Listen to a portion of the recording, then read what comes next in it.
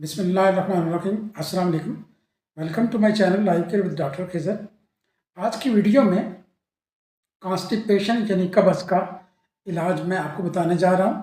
सख्त से सख्त कब्ज़, ज़िद्दी कब्ज़, और वो लोग जिनका कहना यह है कि हम दवाइयाँ ले लेके थक गए हैं, एलोपैथिक मेडिसिन हो या कोई और टोटके करके हम तंग आ चुके हैं, और जब भी हम दवाई लेते रहते हैं तो ये हमारी कब्ज़ ठीक रहती है, दवाई लेना बंद और फिर से कब्ज़ हो जाती है और दर्द भी होता है। कब्ज़ खा मर्दों की हो या औरतों की या बच्चों की, इस वीडियो को सुन लेने के बाद जो मैं यहाँ पर रेमेडीज़ शेयर करूँगा, इंशाअल्लाह इससे आपको परमानेंट निजात मिल जाएगी। यहाँ मैं आपको रेमेडीज़ के साथ साथ ऐसी टिप्स भी बोनस देता जाऊंगा जिनको आपने इस्तेमाल करना है अपनी अलामत के मुताबिक। कोशिश करनी है कि जो बात बताऊं उसके मुताबिक यूज़ करेंगे तो इंशाअल्लाह 100% रिजल्ट्स आएंगे। सबसे पहले वो लोग जिनको कब्ज़ इस तरह की होती है कि नामुकम्मल ख्वाहिश या हाजत, यानी अभी ऐसा एहसास हो कि अभी कुछ स्टूल बाकी है, पूरा नहीं हुआ, और बार बार की जो है वो ख्वाहिश हो लेकिन डायरिया नहीं, तो इसके लिए 90% लोगों का मसला इसी रेमेडी से हल हो जाएगा। उन्होंने रात को नक्स व मिका 200 ताकत में लेनी है और सुबह के वक्त जो है सल्फर 30 ताकत में, सिर्फ 3 दिन लेनी है। बस आपका मसला जो है वो सॉल्व। फिर कभी कभी इशू आए भी तो 3 महीने बाद, कहीं 6 महीने बाद इसको आप रिपीट कर सकते हैं, आपका मसला हल हो जाएगा। अब वो लोग जिनका स्टूल बड़ा सख्त होता है, गांठ वाला, लाइक शीप्स डंग, हार्ड भी होता है, सख्त भी होता है, खुश्क भी होता है, ठीक है, उनके लिए जो मेडिसिन है उसका नाम है एल्यूमिना 200। साथ बोनस टिप ये है कि आप सौंफ का पानी, यानी सौंफ को बॉयल कर लें या जिस तरह आप कहवा कह लें, उसका पानी जो है वो पीते रहें। नंबर 3, बच्चों की कब्ज़ जो होती है, अभी बच्चों की कब्ज़ जो है वो ऐसे कि थोड़ा थोड़ा करके मेंगनों की तरह वो थोड़ा थोड़ा करके स्टूल करें, स्टूल पास करना उनके लिए मुश्किल हो जाए, और दांतों के ज़माने में जब उनको ये इस तरह की कॉन्स्टिपेशन हो लेकिन डायरिया ना हो तो उसकी दवा है मैग्नीशिया म्योर।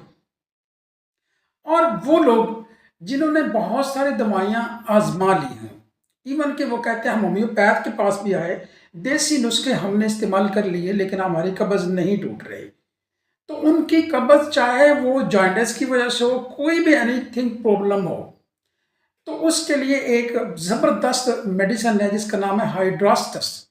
ये क्यों ताकत में मदर टेंचर में इस्तेमाल करनी है। इसके 10 कतरे नीम गर्म पानी में सिर्फ एक वक्त ही काफ़ी और शाफी हो जाएंगे, ठीक है। अब ऐसे लोग, खवातीन की स्पेशली कब्ज़, उनको जलन होती हो और जो जलन के साथ खाना भी सख्त और खुश्क हो, दर्द होता हो, उसके लिए है एस्कुलस।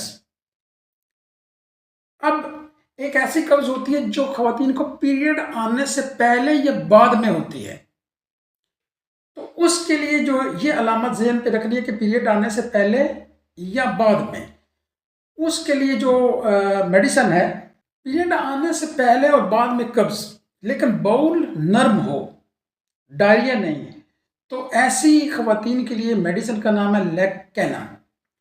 और एक और दवाई है जिसमें खुश्क पकाना, सख्त पकाना, उसका बिल्कुल जो होता है ना, वो लेदने जो कहते हैं ऊँट के, इस तरह करके ओपियम, उस दवा का नाम है ओपियम, 200 ताकत में लेनी है। और वो लोग जिनका स्टूल जो होता है वो लंबा हो, उनके लिए क्या दवाई का नाम है थूजा। और बोनस टिप क्या है कि आपने ओलिव ऑयल के अंदर 2 वक्त आपने 1 चम्मच छिलका सबगोल और 1 चम्मच ओलिव ऑयल सुबह शाम लेना है, तो इंशाल्लाह आप कभी प्रॉब्लम इसकी आएगी नहीं और परमानेंट हल हो जाएगा। इस टिप को, इस नुस्खे को चाहें तो आम आदमी भी या कब्ज़ वाले भी रेगुलर इस्तेमाल करें। हफ्ता इस्तेमाल किया, फिर गैप दिया, फिर भी कर लिया, क्योंकि इसमें फाइबर भी है और जैतून के अंदर शिफा भी है और अंतड़ियों की मूवमेंट, बॉल मूवमेंट ठीक रहती है, इसलिए ये रेगुलर इस्तेमाल करने की शय है। इसके बाद आपने ऐसा करना है कि 2 किस्म के हमारे टॉयलेट ये होते हैं कि सीट लगी होती है, जिसे इंडियन टॉयलेट भी कहते हैं, पाकिस्तान में भी ऐसी सीट लगी होती है, लेकिन एक इंग्लिश होता है जिसे हम कमोड भी कहते हैं। कमोड पे बैठने से ये होता है कि अच्छे तरीके से स्टूल पास नहीं होता।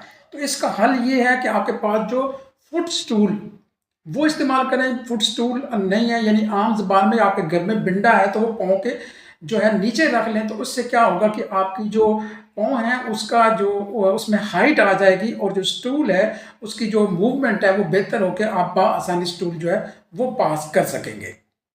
एक चीज़ और बड़ी याद रखने के काबिल है जिस पर आपने अमल करना है, आप योगा कर लें कॉन्स्टिपेशन के लिए, तो लेकिन योगा हम मशक कोई एक्सरसाइज नहीं कर सकते। उन लोगों के लिए यह है कि कोई ना कोई मूवमेंट ज़रूर रखें कि वॉक कर लें, साइकिलिंग कर लें, पैदल चलते हैं या दौड़ते हैं, कोई भी मूवमेंट जो है वो बहुत ज़रूरी है। फाइबर का ख्याल रखना है, रसदार फलों का इस्तेमाल करना है। अमूमन अमरूद जो होता है उससे भी बहुत सारे लोगों की कॉन्स्टिपेशन जो है वो दूर हो जाती है। अगर आपकी जो है ग़िज़ा ठीक है, उसमें मुनासिब मिकदार में फ़ाइबर मौजूद है, पानी का मुनासिब इस्तेमाल करते हैं, तो नो डाउट आपकी कब्ज़ जो है वो उसका मसला हल ना हो।